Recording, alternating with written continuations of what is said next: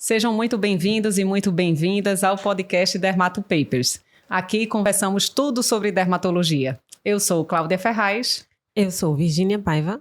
Eu sou Jéssica Guido. E hoje vamos falar sobre biópsia de pele, o que precisamos fazer.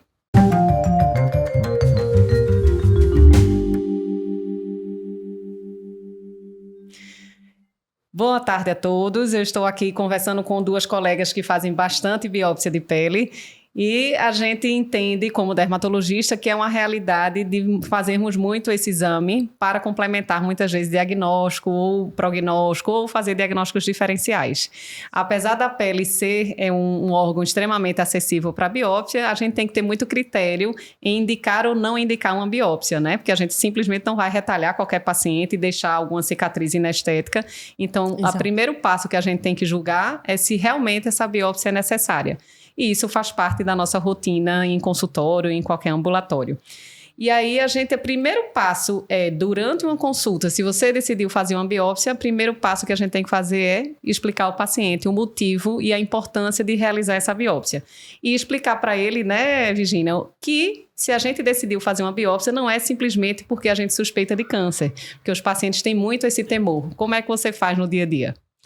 Então, você falou o nome biópsia, o paciente ele já fica ansioso, né? Então, assim, sempre começa a explicar o procedimento. Olha, a gente vai precisar fazer um exame, né? Que é tirar um pedacinho da pele pra gente mandar para estudo, né? Tento, assim, primeiro explicar para depois falar, né? Realmente biópsia, para o paciente não ficar tão angustiado, porque na cabeça dele falou biópsia é câncer, né? Isso.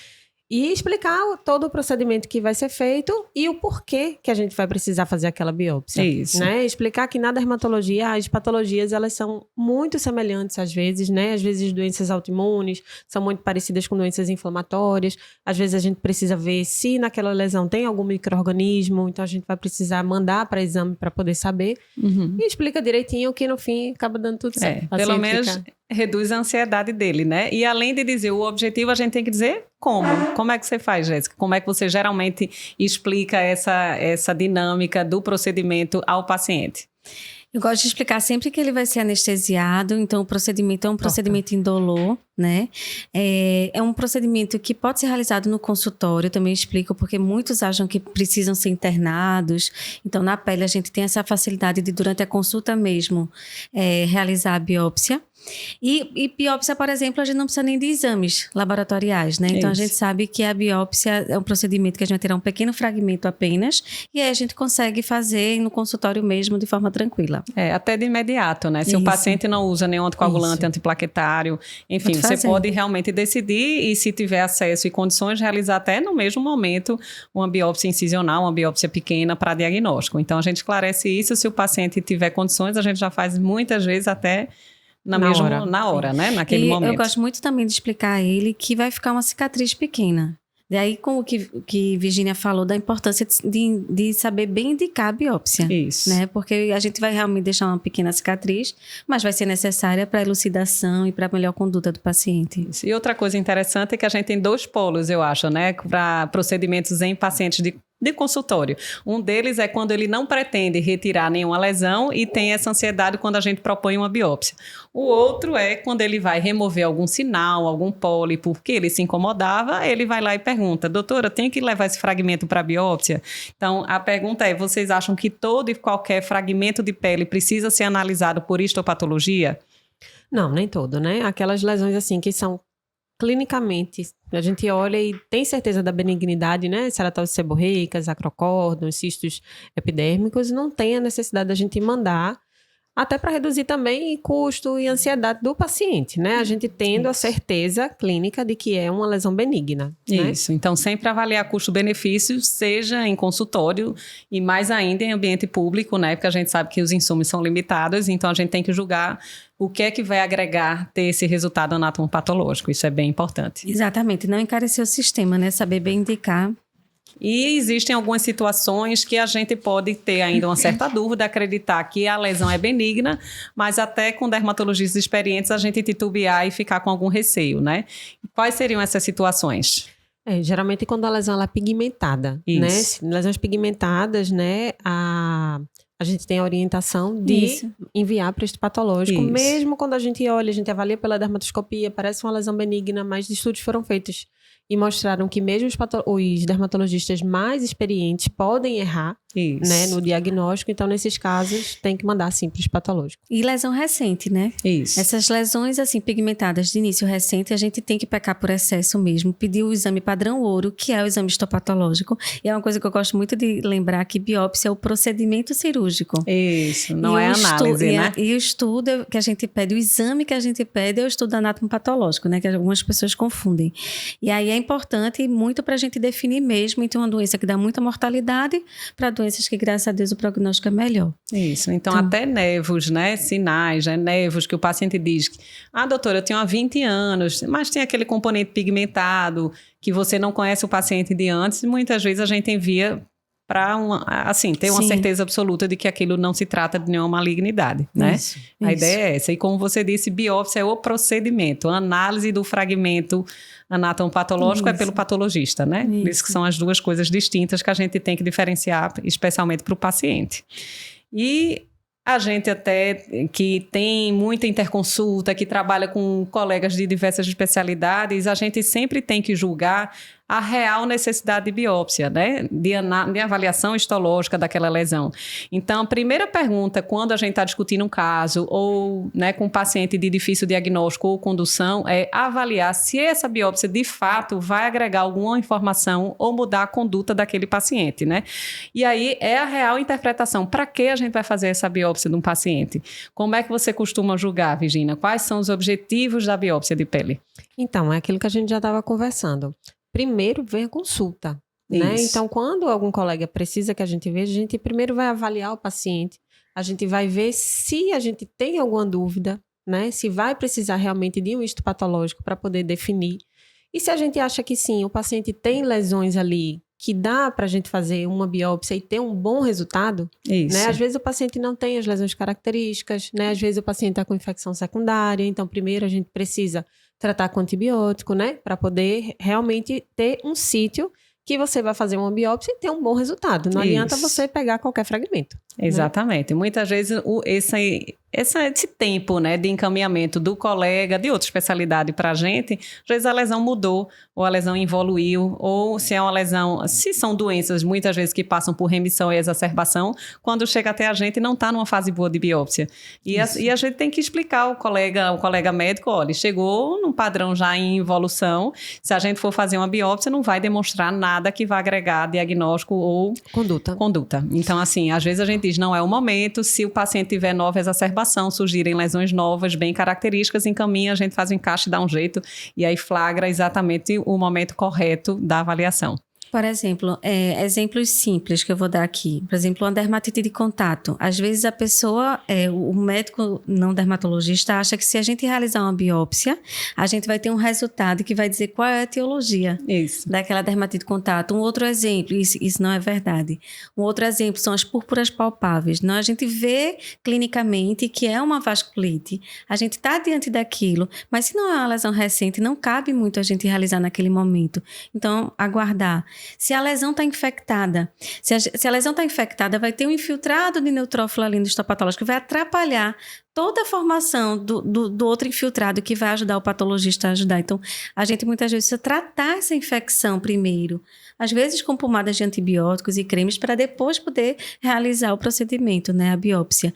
Então, na verdade, eu acho que muitas vezes a biópsia precisa de uma consulta dermatológica mesmo, para que isso seja definido pelo dermatologista a realização ou não naquele momento da biópsia. Perfeito. Né? Então, fica já a dica para os colegas que às vezes acham que precisa complementar o diagnóstico com biópsia, peça uma consulta para o dermatologista, seja interconsulta em hospital ou em consultório, e aí a gente vai, sem dúvida, se precisar, indicar a biópsia, mas principalmente definir o local e o melhor momento de realizá-la. né? Exatamente. A ideia é essa. E a gente explica também, né, Virginia, que por que é tão importante a gente fazer biópsia e complementar com dados histopatológicos. Porque alguns colegas dizem que a pele é um órgão meio burro entre aspas. Ela reage de forma muito semelhante a diversas doenças completamente distintas. Então, a gente pode pensar em 5 hipóteses e o patologista pensar em mais 5 por questões de infiltrados muito semelhantes e só a correlação clínico-patológica é capaz de fechar o diagnóstico, né? Aqui, quem está nos acompanhando no YouTube, a gente vê aqui, por exemplo, padrão de espongiose, a gente vê em diversos eczemas, dermatites de contato, às vezes até micose fungoide e linfomas podem se confundir com algum grau de espongiose. Padrão psoriasiforme não quer dizer necessariamente que é psoríase, né? Sífilis, pitiríase rubra pilar, né? Pitiríase rósea e algumas outras dermatites podem ter esse padrão. Reação liquenoide, né? Infiltrado liquenoide, o próprio líquen plano, a sífilis secundária, lúpus, algumas dermatites. Então, assim, não é simples, farmacodermias. Então, o patologista muitas vezes vai descrever o que ele está vendo. Isso. O padrão inflamatório, o que é que ele encontrou, mas quem vai juntar tudo, as pecinhas, somos nós. E muitas vezes a gente pede ajuda de volta a eles, né? Revisa a lâmina, procura outra coisa, a gente não está batendo aqui. Essa conversa é nosso dia a dia e natural. E por isso é importante a gente dar os dados para o patologista, né? Isso. Porque muitas vezes o pessoal manda, assim, fragmento de pele, né? Avaliar. Isso, não é assim, né? Então, na prática, assim. A gente pede para esclarecer diagnóstico, ratificar um diagnóstico, especialmente de doença crônica, e às vezes por questões burocráticas, até para auxiliar a liberação de medicação, algumas exigências de planos e seguradoras de saúde pedem, né? Principalmente medicação de alto custo, eles querem às vezes algum elemento concreto, não simplesmente visual, para a gente liberar, né? Isso. E aí... Uma informação importante, se você decidiu fazer a biópsia, explicou o motivo, a importância para o paciente, outra, né, dica aí extremamente importante é passar os dados corretos para o patologista que vai analisar esse fragmento de pele. Que a gente explica, o patologista não é mágico, não vai adivinhar, dê informações a ele para chegar ao diagnóstico correto. Então, para vocês que estão em casa, saibam solicitar uma avaliação histopatológica. E o que é que precisamos de informar, na realidade, para o patologista, Jéssica? O nome completo do paciente é a primeira coisa. Uau! A idade do paciente. Parece simples, mas isso é muito importante. A idade do paciente, as suas hipóteses diagnósticas em relação... Quais foram os achados clínicos? Eu normalmente coloco a história da doença atual de forma resumida para o patologista. A gente tem que colocar o tipo de biópsia que a gente realizou. Se foi uma biópsia incisional ou excisional, vocês vão ver mais na frente a explicação. Se o paciente fez algum tratamento prévio antes, usou alguma medicação, porque é muito comum o paciente, às vezes, usar alguma pomada que vai alterar o infiltrado inflamatório. Se a lesão também está infectada, por exemplo, clinicamente, isso ajuda também. A gente pede também... As informações, as hipóteses diagnósticas, sim, as hipóteses diagnósticas que você está achando que vai ajudar. Isso. Então, você pensou. Basicamente, são essas as principais. Isso. Então, não mande lesão de pele de onde tirou. O patologista precisa dessas informações para fechar diagnóstico. E só para exemplificar uma coisa simples, às vezes tem pacientes com lesões pigmentadas até na infância, que a gente pode suspeitar de melanoma, e tem uma lesão benigna, mas que é extremamente confusa, muitas vezes, para o patologista, que é chamado nevo de Spitz. E o nevo de Spitz histologicamente é horroroso. Então, se o patologista visualizar, né, examinar aquela lâmina e vai olhar assim, vai levar um susto. O que vai fazer o patologista liberar como nevo de Spitz e achar que aquilo é uma lesão benigna é a idade do paciente. Se for uma criança de 2, 3, 4 anos, ela respira tranquila. Se for de 50, 60, aí o diagnóstico é outro. Então, o somatório de informações é fundamental. A ideia é essa. E o segundo passo, quinto passo aqui que já estamos, é escolher onde fazer a biópsia, né? Onde, eu digo assim, que lesão corporal, em que região de pele a gente tem que escolher para ter a melhor assertividade nesse resultado de biópsia. Como é que você faz essa escolha, Virginia? Onde você costuma fazer a biópsia? Então, a gente procura escolher sempre a lesão que esteja mais recente e mais característica, né? Porque vai dar mais dados ali pra gente. Tá? pacientes, por exemplo, que têm doenças que acometem pele e outros locais, como a psoríase, que acomete também a unha, a gente dá preferência, obviamente, a fazer a biópsia na pele, não fazer na unha, Sim. né? E algumas lesões específicas, por exemplo, lesões que são pruriginosas, a gente tem que evitar locais ali que estejam escoriados, né? Lesões ulceradas, a gente vai ter que fazer a biópsia tanto no centro como na borda da lesão, né? Lesões bolhosas, procurar pegar uma bolha íntegra, né? Isso.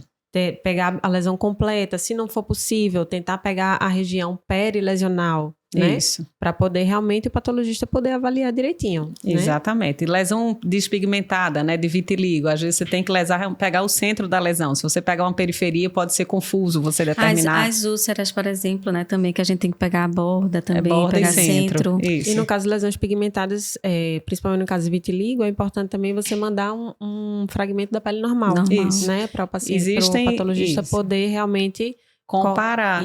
Então, até o patologista tem que comparar com a pele lesional e perilesional. Isso é muito verdade em algumas doenças tipo colagenose, como esclerodermia. Às vezes não é fácil você visualizar esse aumento de colágeno na derme se não tiver uma referência de pele-sã para ele perceber esse aumento de densidade. Né? A mesma coisa com relação à pigmentação de uma lesão vitiligoide e uma lesão de pele-sã.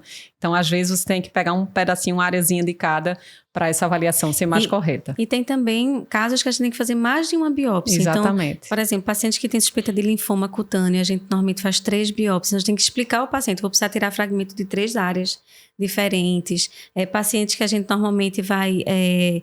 as lesões não estão tão características ou tem padrões diferentes. Às vezes é bom você biopsiar os 2 padrões para ver se é a mesma doença que está se apresentando. E às vezes em estágios diferentes. Às vezes desses aspectos não vai ser característico, mas o outro dá o diagnóstico. Então, eu entendo que às vezes que para o generalista ou para o outro colega médico é difícil, às vezes, você dizer, eu vou escolher esta lesão do braço direito. Então, fica a dica. Encaminha para o colega especialista, ele vai definir local, né, quando e se realmente precisa fazer esse procedimento. E outra coisa, de forma geral, que a gente orienta é, se o paciente tiver múltiplas lesões, o ideal é que você escolha um local que tenha menos interferências por outros motivos, né? Então, se o paciente tem lesão no tronco e na face, faz no tronco. Na face você tem um risco de ter um efeito inestético, ainda tem fotodano, de repente vem uma queratose actínica, né? Uma elastose solar, que não tem nada a ver com o problema que você está investigando. Na perna você vai ver dermatite de estase. Então, assim, procurar esses outros elementos, se for possível, né? Às vezes a lesão é nesse local, então a gente se vira, né? E principalmente para os dermatologistas residentes e quem for trabalhar aí fazendo biópsia, a gente tem que explicar e realizar com uma segurança maior qual a técnica de biópsia a ser utilizada para cada paciente, né? A gente tem várias. Quais são as técnicas de biópsia mais comuns, Virginia, que a gente faz? Então, a gente pode usar o punch, né? Pode fazer um fuso, né? Fazer uma curetagem, mas normalmente a gente não faz muito. Shaving, né? Acho que esses são os que a gente mais Isso, e a biópsia incisional também com muita frequência. A gente faz todos, incisional, né? E incisional. Isso, e a gente tem que aliar a técnica com a cosmética e a maior probabilidade daquela amostra ser relevante e suficiente para o diagnóstico. Não adianta a gente economizar, vou dizer aqui como recifense, pirangar na amostra, né? Economizar demais, ficar naquela...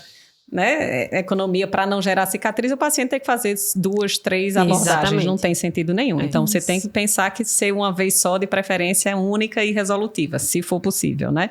E aí a gente vai falar um pouquinho para vocês sobre as principais técnicas de biópsia. Jéssica, o punch faz parte da tua realidade de consultório. O que é o punch? Punch dermatológico, que tem outras áreas também, aí otorrino e outros locais. O punch eu utilizo bastante, eu acho que é o que eu mais utilizo de instrumental. Eu uso muito o que eu faço a esterilização mesmo de ferro, de aço inox. Mas a gente tem uns descartáveis também que você pode usar, que já vem estéreis. Normalmente a gente usa de 3, 4 milímetros. Normalmente 4 milímetros eu acho que ajuda bastante, a amostra é boa para o patologista. Mas, por exemplo, eu uso normalmente de 6 quando eu preciso estudar uma paniculite, por exemplo, que eu preciso pegar mais tecido e chegar mais profundo, eu acabo fazendo, ou faço fuso, para paniculite, eu uso o punch. O punch não quer dizer biópsia incisional.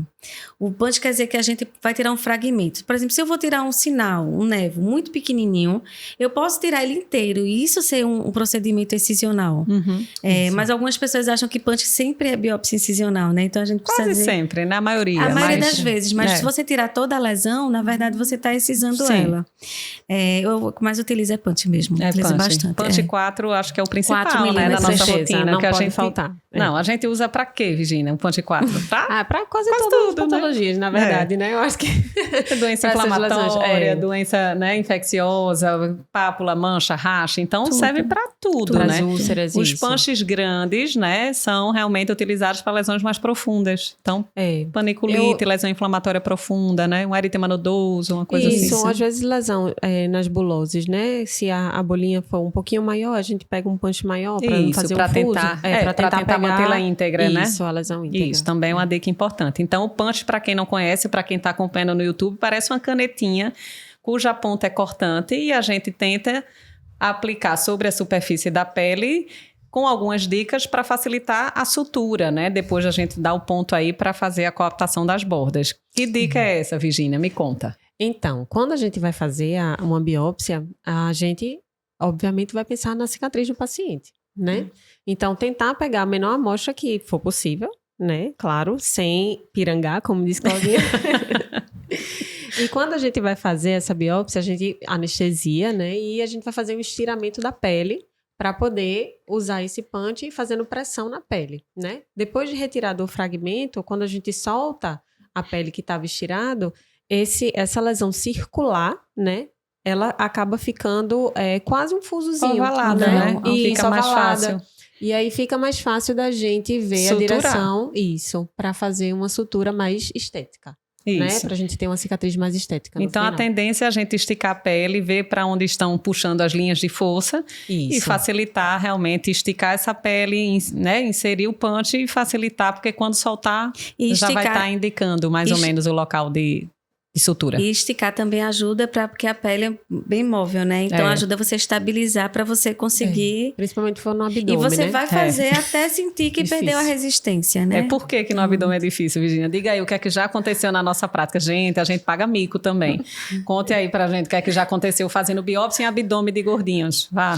Então, quando você faz o punch, né? E aí quando tiramos o punch, simplesmente o fragmento tinha se perdido no tecido subcutâneo, né? Porque acontece. Então, aqui para quem está acompanhando a gente com a imagem, é uma canetinha que a gente, né, coloca na superfície e roda para ir, né, fazendo o corte. E a ideia é você ter um cilindro bem regular para ser enviado para a histopatologia. Mas imagina um abdômen gordinho que você não consegue esticar, você afunda, pronto. Se deixar, até o instrumento entrou e quando você tira, o fragmento ficou lá dentro. Então, tentar pinçar, porque senão lá vamos nós fazer um segundo fragmento. Então, fica a dica, estica, tenta pegar uma área não tão gordinha, né, para facilitar para o paciente. Mas já aconteceu comigo, não vou mentir. Né? Eu acho que com vocês também. Acontece sim. Né? E a ideia é essa, só para demonstrar aqui na imagem, um fragmento de 4 milímetros, bem direitinho, né? Geralmente é uma amostra de qualidade para o patologista, tá? E o shaving, quando é que vocês fazem shaving, Jéssica? Me conte aí. Normalmente quando são lesões mais pedunculadas, mais esofíticas, aí normalmente eu faço shave. Normalmente o shave eu não mando tanto para biópsia, eu não tenho muito esse hábito. Mas eu sei que a gente pode utilizar em lesões mais nodulares, que você não tem muita certeza. Às vezes até no granuloma piogênico, quando você suspeita quase que com certeza, né? Uma lesão mais exofítica, que não é melanoma sec, você pode enviar, né? Tira o shaving dizendo, eu tô achando que mas para ter certeza a gente envia o tecido. Então, para a maioria de lesões exofíticas, né, e pedunculadas é bem-vindo, mas boa parte dos diagnósticos a gente não consegue fazer assim. Que você pode fazer ele com tesoura, que é o shave com tesoura. Você pode fazer ele com lâmina mesmo. Tem aquela lâmina de barbear que normalmente a gente faz uma flexãozinha nela e consegue realizar. Mas assim, para o patologista é um pouco ruim, porque você pega muito epiderme, um pouquinho só de derme, ele não consegue ver uma profundidade, então isso atrapalha um pouquinho. Então, de forma geral, shaving adequado, pode ser adequado para lesões sem suspeita de malignidade e com, né, um padrão mais superficial histológico. Isso. E curetagem? O patologista adora curetagem. Não gosta. Curetagem, às vezes, é um procedimento que a gente alia a outros Outros tratamentos, a gente faz curetagem para fazer um peeling, a gente faz curetagem para fazer uma terapia fotodinâmica. Dificilmente a gente só faz a curetagem pura e simples para diagnóstico, né? Patologista não gosta, porque você não vai ter um tecido bem estruturado para análise. Você mandar muitos fragmentos, né, da lesão, não dá para ele avaliar bem. Isso, né? Então não é uma rotina nossa mandar esses fragmentos para análise. Nem nós gostamos, os patologistas também não, mas existe esse relato em literatura, eventualmente pode ser passado, né? E, de forma geral, a gente classifica principalmente 2 formas de biópsia, né, Jéssica? Como você estava dizendo. Sim. A forma de punch é, na verdade, um método que, na maioria das vezes, é incisional, mas pode ser excisional, eventualmente. Mas a gente classifica quase sempre, essa informação é extremamente relevante para o patologista, se a biópsia é incisional ou excisional. Como é que a gente consegue diferenciar? Se a gente vai retirar parte da lesão ou a lesão toda. Completa. Né? Então, como a gente vê aqui, explica pra gente, Virgínia, essa imagem que a gente está visualizando. Nessa figura superior, né, você vê que está tirando um fragmento, né, da parte central do tumor, né? Então, você vê que você fica com a parte lateral, né? Você não está tirando a lesão completamente. Então, a gente tem aí uma biópsia incisional. Aí, ela pode ter sido feita com fuso ou pode ter sido feita com punch. Sim. Né? E na de baixo, a biópsia excisional, que é a retirada completa da lesão. Isso. Né? E Jéssica, quando é que a gente indica um e quando é que a gente indica o outro? A incisional, normalmente, a gente faz em lesões inflamatórias, lesões que a gente pensa infecciosas, que a gente vai tratar, que esse é só um método diagnóstico, não é um tratamento que a gente está adicionando. A gente vai fazer a incisional também quando a gente está em lesões que são neoplásicas, mas são bem extensas, ou em áreas em que a gente precisa programar a cirurgia de forma de ter um patologista na sala para analisar as bordas, as margens da biópsia na hora que você vai retirar. Então, assim, a incisional entra muito para isso. A excisional é um método mandatório para lesões de suspeita de neoplasia que são pequenas e principalmente de melanoma, né? A gente tem que sempre preferir fazer a biópsia excisional, que vai ser o que ela vai conseguir estimar melhor o Breslow, vai ser o Breslow verdadeiro, o real, porque vai conseguir cortar melhor toda a lesão. Isso. Então, é bem importante a gente entender que em incisional você não está tirando a lesão toda, é quase sempre pró-diagnose, né? Isso. Então, a ideia ou classificação, né? Às vezes você está muito característico, que é um vaso celular, por exemplo, mas você tem que ver o tipo histológico para ver a classificação, se é de alto risco ou menor risco, e a partir daí programar o tratamento cirúrgico final. Exato. Então, muitas vezes eu digo, é um CBC óbvio, mas histologicamente eu estou em dúvida, então isso vai realmente mudar a conduta, e se vai mudar a conduta, está indicada a biópsia.